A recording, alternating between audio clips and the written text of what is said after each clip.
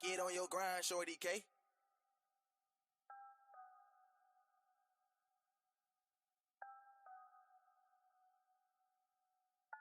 I gave them something to believe in, you know they ain't believe it. Tried to show them the vision, they ain't zoom in to see it.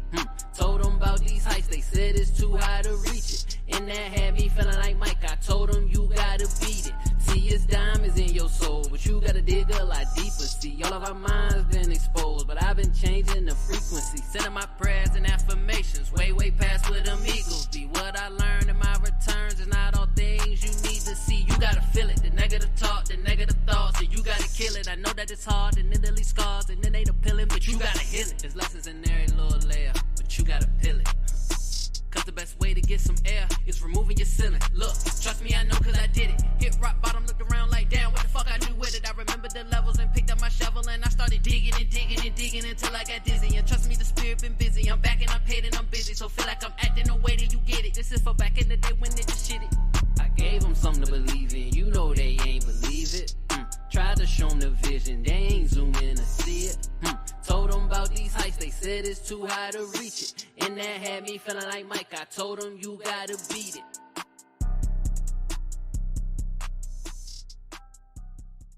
Yes, Zersky, peace, love, and light. It's the God Lord Christopher, the Liver Survival Manual, and I'm back with another download straight from the cosmos. Remember, someone has to see your greatness. Why not start with yourself? Stay blessed, always finesse.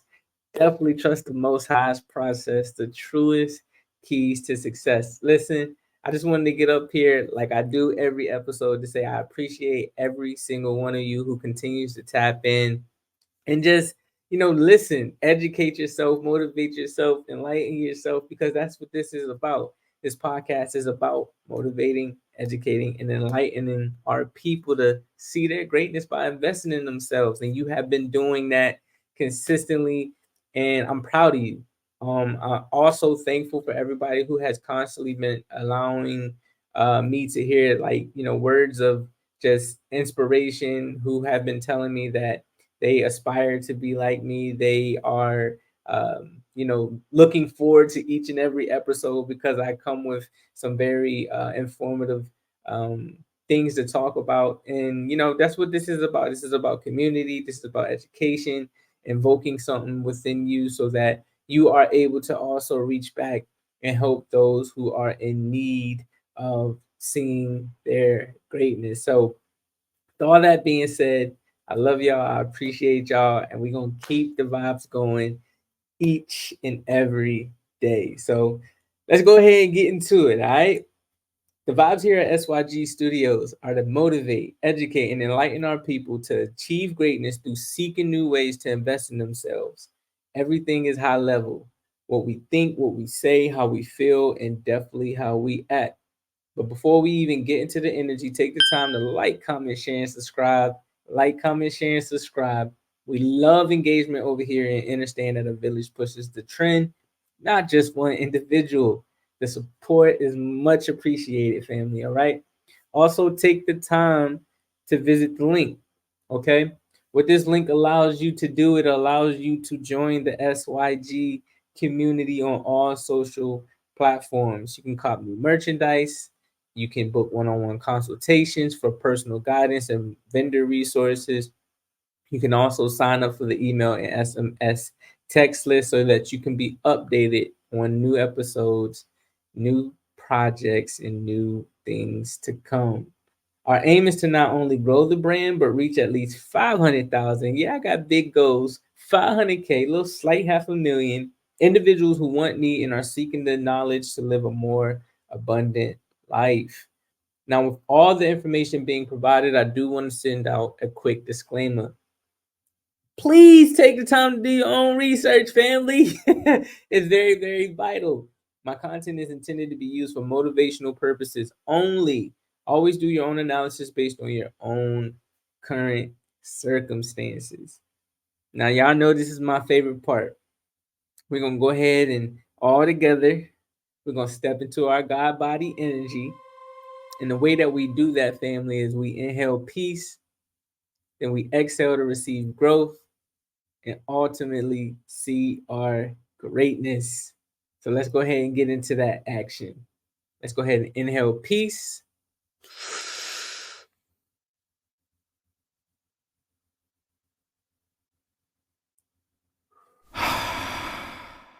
Exhale growth. Now see your greatness. Here's what we are learning and tapping into today. Today is episode 38 of the See Your Greatness podcast. And today we're going to talk about reinventing your being.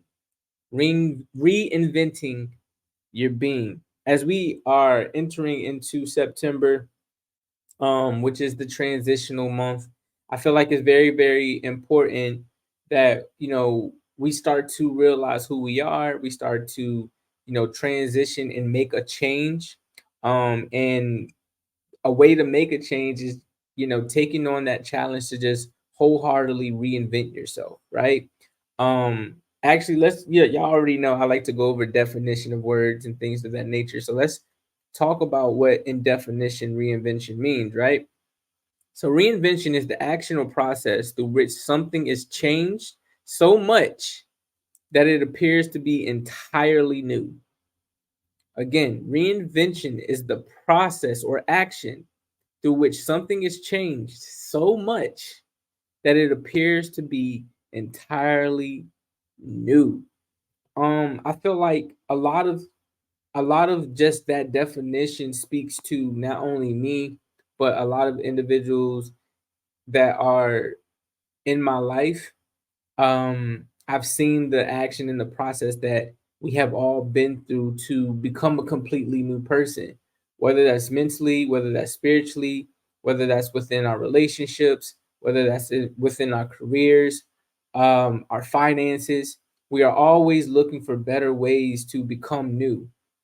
That's what I feel like God wants us to do as well. I've never, you know, ever had the feeling that the creator wanted us to stay the same. That's why he made us different. That's why he gave us the ability to adapt to new environments. That's why he has given us the ability to, you know, create things on a maximum scale or on a lower tier scale. However, I feel like it's just very important, again, as we go through life, to always look for new ways to reinvent ourselves. Become something new, become, you know a whole new beast, a whole new a whole new, create a whole new kingdom for yourself. Start aligning yourself with things that, may seem to be, you know something that you're scared at first, but once you started to dive into it, you realize that, it's not that bad, and it's actually helping to make me better, right? One thing that I've learned from so many individuals that I look up to, whether it's Eric Thomas, Steve Harvey, Kobe, Michael Jordan, any and everybody that, has went through that process or that action of reinventing themselves, they all realized that they had to become a new person in new seasons. Like, I can't be the same person at 23, not really knowledgeable of certain things, not really knowledgeable of myself, still learning, still, trying to figure out what I want to do in my career. I can't carry that same mindset or that same spirit into my 30s. Like, 30 is different, yo. I'm telling y'all. Once you hit 30, especially to my men out here, once you hit 30, it's different. Like, your mind changes, your body changes, your spirit changes.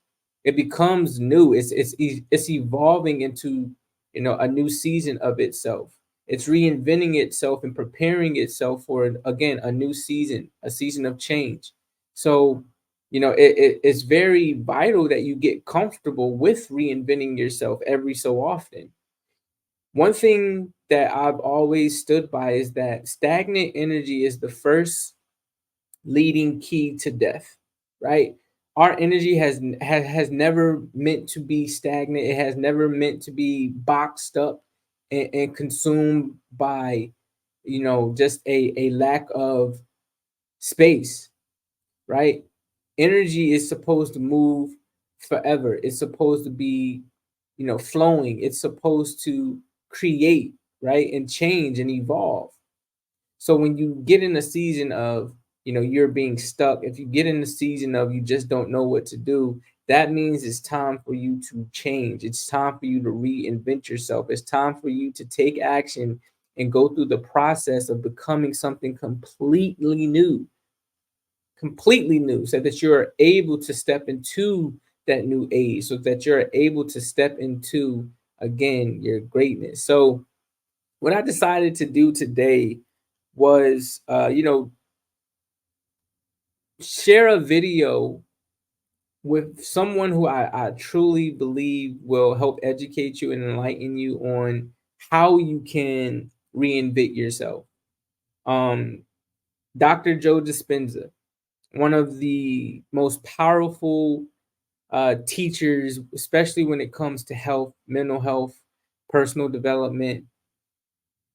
He educates you in a way that, a lot of people don't, right? His perspective on the mind, his perspective on the body, his perspective on spirit helps to, elevate you. Even you could be in the, lowest parts of your mind, you can be in the lowest parts of your spirit, but he has a way of being able to evoke or to educate, right? Something within you that starts to turn the gear, starts to help you create new cells. When these new cells are created, you're creating a whole new version of yourself, and he teaches about that. So I was watching an interview with him, and we call him the director, I think the Diary of a CEO. He has a YouTube, right? All the Diary of the CEO. He has a YouTube, and he interviews individuals in spaces that they know what they're talking about.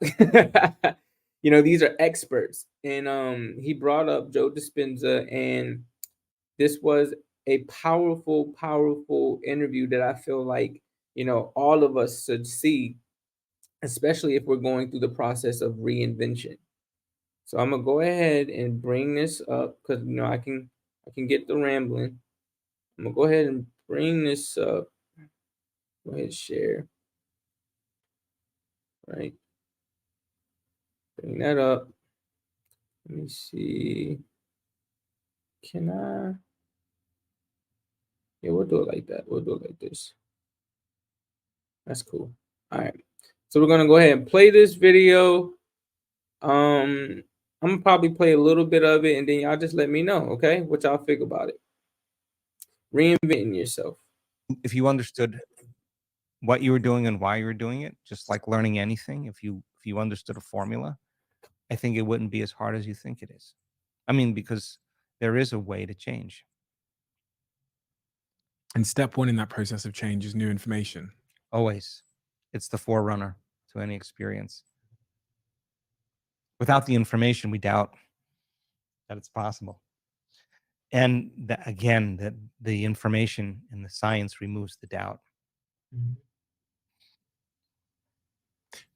I was doing some research recently about why people change their beliefs and why they don't change their beliefs. And some beliefs they're more susceptible to take on. Some information they're susceptible to take on. One of the things I read about was when they believe the source.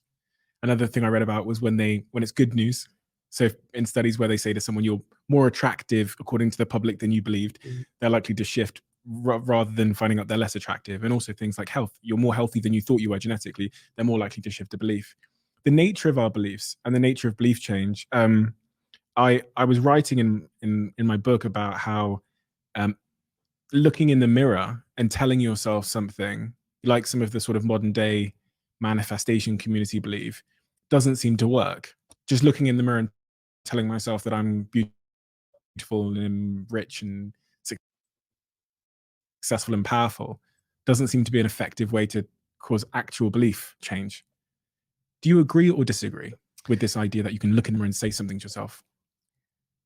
When we study belief and the change in belief, I'll answer it on two levels, Stephen. The first level is that in order for a person to change a belief or a perception about themselves and their life, the majority of those people made a decision with such firm intention that the amplitude of that decision carried a level of energy that was greater than the hardwired programs in their brain and the emotional conditioning in their body. As I said earlier, their body literally responded to their mind. The choice that they were making became a moment in time they would never forget. They'll tell you where they were, what time of day it was, who they were with when they made up their mind to change. It became a long-term memory.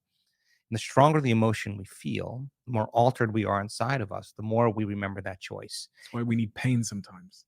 That's when you painted yourself into a corner and you said, this is it.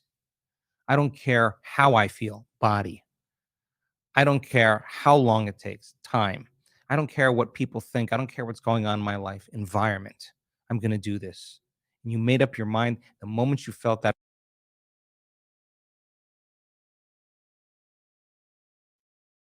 I'm sorry, guys. I ended up pausing. 1 second. Trying to bring it up bigger for you all.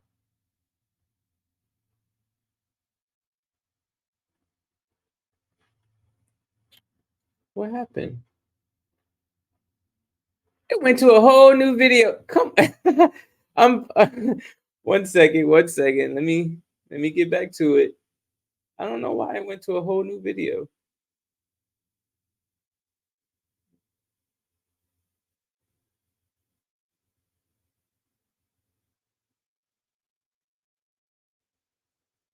If you understood a formula, I think it wouldn't be as hard as you think it is.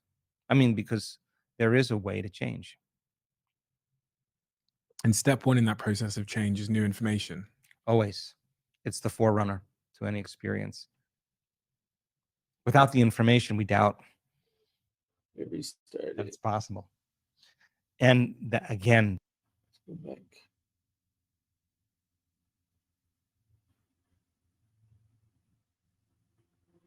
I apologize, guys. This is why I need Things to like get health. You're more healthy than you thought you were genetically. They're more likely to shift a belief. There we go. The nature of our beliefs and the nature of belief change. I was writing in my book about how looking in the mirror and telling yourself something, like some of the sort of modern day manifestation community believe, doesn't seem to work. Just looking in the mirror and telling myself that I'm beautiful and rich and successful and powerful doesn't seem to be an effective way to cause actual belief change.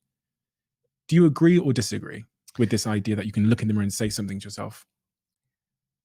when we study belief and the change in belief, I'll answer it on two levels, Stephen. The first level is that in order for a person to change a belief or a perception about themselves and their life, the majority of those people made a decision with such firm intention that the amplitude of that decision carried a level of energy that was greater than the hardwired programs in their brain and the emotional conditioning in their body. As I said earlier, their body literally responded to their mind. The choice that they were making became a moment in time they would never forget. They'll tell you where they were, what time of day it was, who they were with when they made up their mind to change. It became a long-term memory. And the stronger the emotion we feel, the more altered we are inside of us, the more we remember that choice. That's why we need pain sometimes. That's when you painted yourself into a corner and you said, this is it. I don't care how I feel, body. I don't care how long it takes, time. I don't care what people think. I don't care what's going on in my life, environment. I'm going to do this. And you made up your mind the moment you felt that emotion, you were aligning to a new future, and to change is to be greater than your body, to be greater than your environment, and to be greater than time. And so when a person comes out of the resting state, because your body is trillions of cells, 70 trillion cells, and they're all spying on your brain. And if you were sitting there and you said 9 out of 10 times, I'm going to fake standing up. One time I'm actually going to stand up. Before you ever made that conscious decision, your body is so precognitive. It already knows when you're going to stand up because it's got to release a certain amount of adrenaline. So the same volume of your blood goes to your brain. Right. So if you're sitting on the couch with a remote control and you got your cell phone here and your iPad here and your computer here and your dog here and your beer here and the big TV there, and you're eating your popcorn and you say, I think I'm going to change tomorrow. What do you think your precognitive body's going to say? Relax. He's lying again. Right. He's not willing to. He's not willing to signal the body it's time to ride. There's no signal to the body. And so making that choice to change your state of being with a clear intention and elevated emotion actually changes your state to believe in that future more than you believe in your past. Keep it up. Keep doing it. That's a big explosion in the field. That's important. That's a change in energy. And nobody changes until they change their energy. And when they change their energy, they change their life. So then you make up your mind to do that. And all of a sudden, you have that synchronicity. You have that serendipity. You have that coincidence. And all of a sudden, you're... Did y'all hear that? I just had to pause it there. When you change your energy, you change your life. And that's very true. We are energetical beings. Spirit is energy. Soul is energy. The mind is all energy. The physical realm and all of the things that we have that exist right now, it has all been created from or by energy. So it is very true that when he says, when you change your energy, you change yourself. Where energy lies, whatever energy lies within you, that's what you will be or become. Period. That's why we are called human being. That being piece. What are you being? What are you being? Saying, hey, that worked. Something I did inside of me produced an effect outside of me. I'm going to pay attention to what I did. I'm going to do it again. Let's try it again. Let's the experiment continue. You do it again. And then you say, well, when did I stop disbelieving? Oh my God, I stopped disbelieving when I ran into that person. We had that conversation. And oh my God, I returned back to my old belief again. Okay. Next time that happens, this is what I'll do. And you rehearse it in. So your evolution in your belief in self, it changes as well. So then so many people, second point, will actually say this. I read the philosophy. I understand the knowledge. I understand what it means to change. I understand the power of meditation. I saw the testimonials. I saw people heal. I believe it's the truth. I just didn't believe it could work for me. This is a big moment. This is a moment where you step out of the bleachers and you got to get on the playing field.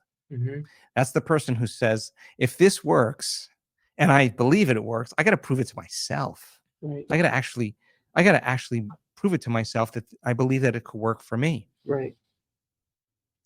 And some of them show up every day for a year and never miss their work, never miss their meditation. A whole year in changing from the old self to the new self. They were doing their meditations to change, not to heal. They were doing their meditations to change. And when they changed, they healed. They did their meditations sometimes 3 times a day because they stopped believing. They start disbelieving. And they were like, I defaulted. Why? Because I'm feeling the emotion of my past. Some stray thought, some response to someone or something caused me to feel it. And I forgot. I'm back to the emotion that's familiar. And I can't believe in that future. I'm believing in my past. Let me sit down and change my state of being again and get up believing in my future again. And sometimes they had to do it 3 times in one day. And when they understood that's the environment that signals the gene, that's epigenetics. And the end product of an experience in the environment is an emotion, and it is. You could actually signal genes ahead of the environment by changing your emotional state. They were doing it with that intention. And when you assign meaning to the act, you get a greater outcome, and you turn on the prefrontal cortex, and now your biology literally begins to change. And we have data that suggests by just having the intention to make certain genes, to make certain proteins, or signal certain genes and make certain proteins. Just having the intention literally begins to cause the body to make those chemicals. That's And great. what causes relapse in those moments? Because I've had multiple moments where I thought behavior change had been established and I managed to conduct a new habit cycle and new behavior, favorable and intended behavior for a period. And then something happens in my life almost subconsciously, seamlessly, and I'm back to the old circuitry. You went unconscious. And normally it's unconscious to some thought or some response in your environment. You see someone or you do something or you have some interaction in your outer world.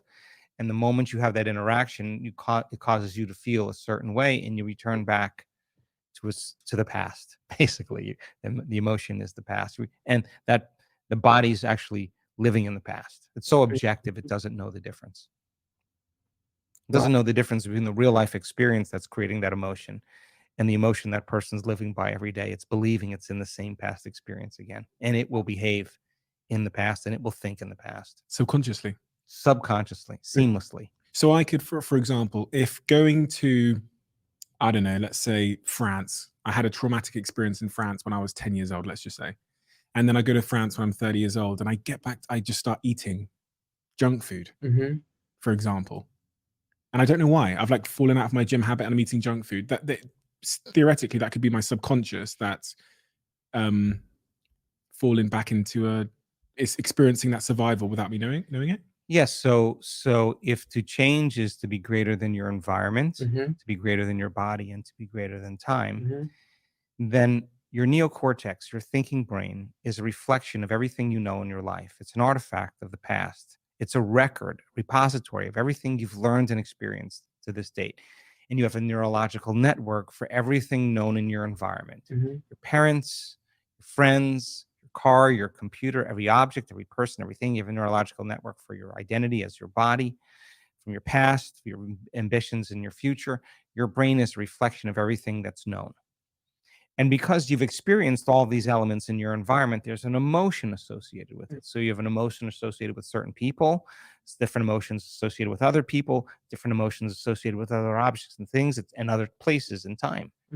So then there's so much research to show that when you put a person in the same environment and they see the same people and they go to the same places and they do the same things at their exact same time, it's no longer their personalities creating their personal reality. Their personal reality is creating their personality. Their environment is controlling unconsciously or subconsciously the way they're thinking and the way they're feeling. So when they see their coworker, when they see their friend, when they see their parents, they're seeing their parents, their friends, their coworkers, and the neurological network as a memory of the past. And because every one of those people has an emotion associated with it, they start feeling the emotion that's connected to them. And now their state of being then is returning back to the past. So then to change then is to be greater than your environment, to think, act, and feel differently in the same conditions in your life. That's called change. And how would I do that? Wake from, I walk in, I see my parents, mum, dad, dog, house where I grew up in. Is there something that I do in that moment, before that moment, when I woke up that morning, to make sure that I didn't slip off into the unconscious memory and then therefore get the sort of unconscious feelings about that experience? Well, whatever it is that you want. If it's overeating, I don't know, I'm making stuff up. If it's some emotional button that you have with your family and you don't want to feel that way, yeah, I would rehearse that if I didn't want to have that. If you have a great, when I would go to my parents' home when I got older, it was most of the associations were so fond for me, just being at home and being with my parents and remembering where I grew up. It was always fun for me, and coming back and see how much I changed in coming back and seeing the life that I lived at one point in my timeline. So if it's something that you truly want to change, you're going to remind yourself how you're not going to think. You're going to remind yourself how you're not going to act. You're going to remind yourself how you're not going to feel, and you got to remind yourself enough times so you don't forget, because the moment you forget, you go unconscious. Then you're going to remind yourself how you are going to think. You're going to remind yourself what you're going to do and rehearse it in your mind. And you're going to remind yourself what feeling you want to stay in the entire time so you don't default back to the old self. If you practice that, I guarantee you'll make some progress. If you lose it, nothing wrong. Tomorrow's another day. You got another chance, and we just get really good at whatever we practice. So then when you... And I'm going to stop it right there. I'm going to stop it right there at, what he was saying. You get really good at what you practice, right? So if you're trying to reinvent yourself, if you're trying to become a better person, if you're trying to reinvent your being, right, you have to feel, think, and act differently, sometimes in the exact same environment. And then you have to continue to do that. Don't forget. Because the moment that you forget, you start to relapse back into that old being. You start to relapse back into that old mind. You start to relapse back into those old feelings, those old acts. And in turn, it pushes you back into that old being. And that's just not what we want to do. It's not congruent in progressing. It's not congruent with, seeing your greatness. Anything that takes you back to a place that is not beneficial for you, is dangerous for you in your mind and your spirit and your heart and your finances, whatever area, it's just not meant for you. And so when you're changing and you're evolving and you're becoming a new being and you're thinking differently and you're acting differently and you're feeling differently, you have to continue that battle. You have to. The body and the mind, they're like habitual things. The more and more you do something, it takes that on and it becomes that. So the more and more you think positively, you'll start to do positive, feel positive, and think positive. But in retrospect, the more and more that you feel bad, think bad, and do bad, you'll become bad. So I felt like that was, a amazing, amazing, dialogue when it came to reinventing your being, reinventing yourself. And I feel like, again, it's essential. It's an act. It's a process. And I am wholeheartedly an advocate for action and process. I was talking to my cousin earlier, and he was telling me, he was like, you know what, cuz I just hate the process, man. I don't really care for the process. I just want it right then and there. I just want it done. I said, Curtis, like, you have to learn to embrace the process, man. You have to learn to embrace the process because that's what makes you, that's what creates you, that's what molds you. The in between. Remember, I said a few podcasts ago, nobody's going to remember from the day you were born and the day that you leave here. They're going to remember that dash. They're going to remember what you did in the in between. So reinvent yourself in that in between. Become a better person in that in between so that they immortalize you, so that you immortalize yourself, so that you see the change in what you've become before we get to that expiration date. This is life's experiences. This is what evolving is. This is what learning is. This is what seeing your greatness is. So I hope y'all enjoyed that. I hope y'all enjoyed that knowledge. And I feel as though it's very, very helpful if you do want to reinvent yourself, reinvent your being, reinvent your circumstances, just overall well-being of becoming better. I know Dr. Dispenza, educated y'all on that. So, I ain't gonna keep going. So we're gonna go ahead and move to the last couple of segments. We're gonna go ahead and move into new upgrades. New upgrades.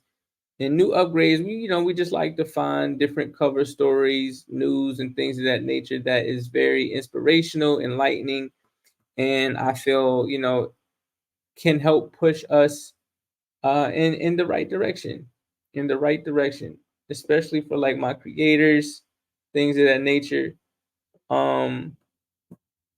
It's always important to just learn new things, what's happening in the world, all of the above. So I'm going to actually share my screen one more time. Let's share it one more time, and I'm going to show you this article about a founder who created a 3D game for children in education. And within this game, she realized that she realized her true power, but also the power of educating children in a better way, and also just meeting them where they're at. Like, I'm a huge gaming advocate. I love video games. I've been playing games since the beginning of time, right? Since the beginning of video games being invented. I'm not going to go that back. I think my first system was like Super Nintendo.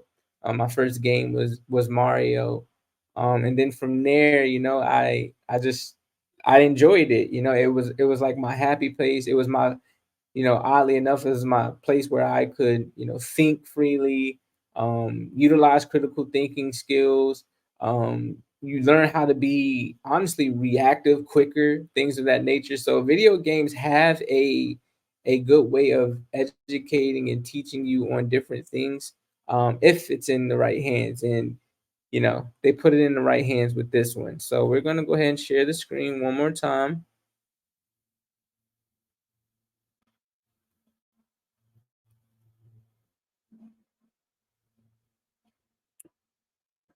Right. Let's see if that populates in. Come on, it's loading.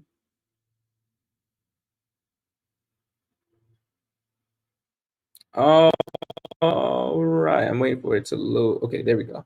So, foundered, and this is from afrotech.com. Afrotech.com. I really love this platform because it highlights, our melanated people and the amazing things that they're doing in different spaces. So this one is on a founder by the name of Edna Martinson, who left her full-time job to support the youth by launching an interactive 3D gaming platform. And this is written by Samantha Doreska, August 30th. So that was today or yesterday. Edna Martinson stepped away from her full time job to support the youth through learning, and its courageous decisions she does not regret. Martinson first moved to the United States in 2009 to pursue higher learning. She completed an undergraduate degree in international business at Park University and later earned her MBA in 2016 from the University of Missouri while working at a part-time job with a commercial real estate company. When she was working on securing her MBA, she met Clarence Tan, a game designer who later became her husband turned co-founder. They both shared a passion for children and education. We had friends, and this is a quote from her. We had friends who were teachers in elementary classrooms, and we would hear them say, "It's so hard. I have 25 plus students in my class, and they're all on different learning levels." A fourth grade teacher would talk about how some of her kids were at a second grade, even first grade math or reading level. So we saw an opportunity to really bring games into the picture in a way that would motivate the kids to love learning and re-engage their love for subjects like math and reading, as well as help teachers who are super overwhelmed and stressed by giving them a better way to facilitate learning. In 2018, the duo ventured into what Martinson calls the mom's basement phase, with little funding and bouncing from pitch competition to pitch competition.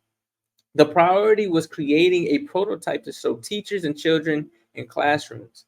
We knew exactly what teachers wanted. We just had to go out and build it, Martinson explained.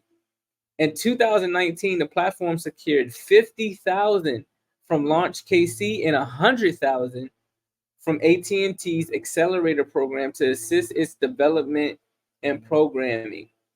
As soon as the pair had a minimum viable product (MVP) to introduce to the market, Bottle Learning, an interactive 3D game intended to help kids from kindergarten to sixth grade learn English and math, was officially launched in 2020. Excuse me for the noise in the back if y'all can hear that. They're cutting the grass in our apartment complex. When we were thinking about building an educational game for kids, we wanted to center it around characters that kids could really grow to love and that had a really special meaning behind it. Martinson expressed. So we built these bottle-headed characters, or we built these bottle-headed characters, and that's where the name of the company comes from.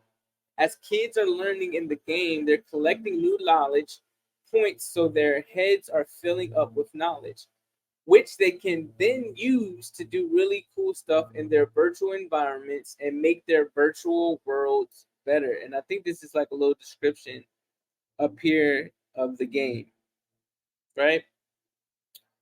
Um, at the start, Bottle Learning attracted 2,000 users. A sprout would occur amid the COVID-19 pandemic, as many educators were looking for a tool that could prepare them to transition remotely. Martinson quit her full-time job as demand would grow to 50,000 users in 2020. Our focus shifted from trying to explain to educators how Bottle could help them in their class to just helping them get onboarded, because educators already knew this is exactly what they need.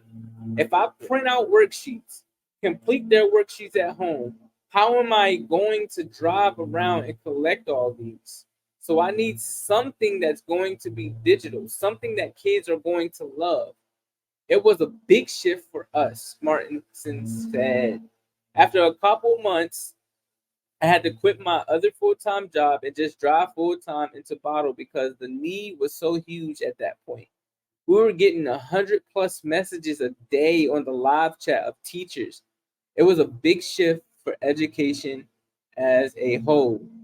Today, Bottle Learning has climbed to 5 million registered students, Martinson says. Looking ahead, they plan to expand their impact beyond the walls of the classroom to provide parents healthy screen time options. And again, this is on afrotech.com, written by Samantha Gariska. Samantha is a Houston-based journalist and photographer whose mission is to impact communities through the gift of storytelling using the written word or visual media. And she also completed her BA at the University of Texas. Oh man, that was powerful. That was very, very powerful. That was very, very powerful. I definitely enjoyed that. And I believe that, we need to come together to continue to produce more things like that. I was literally having a conversation with my mother the other day about this issue on how, a lot of students aren't reading in their level. A lot of students are literally reading 2 grades below their reading level. And if we're going to continue to grow and elevate, we have to reach back into the next generation to come. They are going to be the founders that lead us into the next season. And if we're not preparing them properly, whether in the school system or more importantly, or most importantly, in the home, it's going to lead to a downfall in us being able to learn, create, and build. That's what we're supposed to do as beings in this world as well. Learn, create, and continue to build. Let's continue this mission that Miss Edna Martinson and her husband, Mr. Tan, have started. They have built something very constructive. They have built something very educational, and they have built something that can be enlightening to us all. This is what this is about. Helping others, helping ourselves, and creating a better life. So I hope y'all enjoyed that. I hope y'all enjoyed that new upgrade. We're going to go ahead and move into TPQ, 100 days of thought-provoking questions. Questions that I would ask the 1% of how they got to their particular situation, maintained it, and how they are reaching back to assist others who are trying to get to their level. These questions are also for you to answer, and as I answer them as well, because I will be in that top 1%. So, day 28, 100 days of thought-provoking questions. We have, how do you embrace failure as a stepping stone to success? How do you embrace failure as a stepping stone to success? I believe that failure is where you're supposed to learn how to get better. And in return, that'll help you progress towards whatever you're trying to achieve, whatever goals you're trying to accomplish, whatever desires you have. Not everyone is going to get into something and automatically know how to do it at the highest level. Before I started recording and podcasting, or even before I got into my career in mental health, it was all new to me. I failed and failed and failed over and over again. But in each and every part of that failing, I was able to step into a new version of myself, step into a new season, step into a new environment of meeting individuals that can help me, evolve. Failure is key. Without failure, there is no success. There's no success without failure. You wouldn't be able to identify the two. So as you go through your journey, as you continue to take each and every step, learn the process. Understand that failure is going to be a part of it. Don't let failure consume you more so than utilizing the failure to elevate you so that you can grow into the greatest version of yourself. Failure is going to exist as long as life exists. Success is going to exist as long as life exists. Embrace it all. So that's my advice for that. Day 28, 100 days of thought-provoking questions. How do you embrace failure as a stepping stone to success? I love y'all, man. I really, really do. I really, really do. And I do this because I genuinely care for your growth. I genuinely care in seeing you become better, motivating yourself, educating yourself, enlightening yourself. I'm invoking that dormant spirit that lies within you. Remember what See Your Greatness stands for, or SYG Studios stands for. Sow your gifts so that your ultimate desires impact oppressed spirits. Again, sow your gifts so that your ultimate desires impact oppressed spirits. We all have gifts. We all have the ability to change. We all have the ability to reinvent ourselves and help others in the process. So I love y'all, man. Let's go ahead and get into some words of wisdom, and we're gonna get up out of here. We're gonna go ahead and get up out of here. What do we have today? What do we have today? Let me go to my notes. I have tons of like knowledge in here that I get from like different interviews and things of that nature. So here's one. And it goes, once the saint was asked, what is anger? The saint replied, it is a punishment that we give ourselves for somebody else's mistake. Again, once the saint was asked, what is anger? The saint replied, it is a punishment we give ourselves for someone else's mistakes. In that, I want you to ask yourself, how many times have you punished yourself for somebody else's mistake? How many times have you gotten angry because somebody didn't understand? How many times have you gotten sad because somebody didn't understand? It's a punishment that you're giving yourself for somebody else's mistake. Sometimes it's a punishment that you give yourself because of your mistakes. Stop allowing yourself, stop allowing other people, right, to cause you or to drive you into those emotions, those feelings, and those actions. You have dominion over you. You are the captain of your ship. All right? So with that being said, man, I love y'all. I appreciate y'all. We're going to continue to grow. We're going to continue to elevate in every single episode. And y'all already know the motto. Remember, someone has to see your greatness. Why not start with yourself? Stay blessed. Always finesse. Definitely trust the Most High's process, the truest keys to success.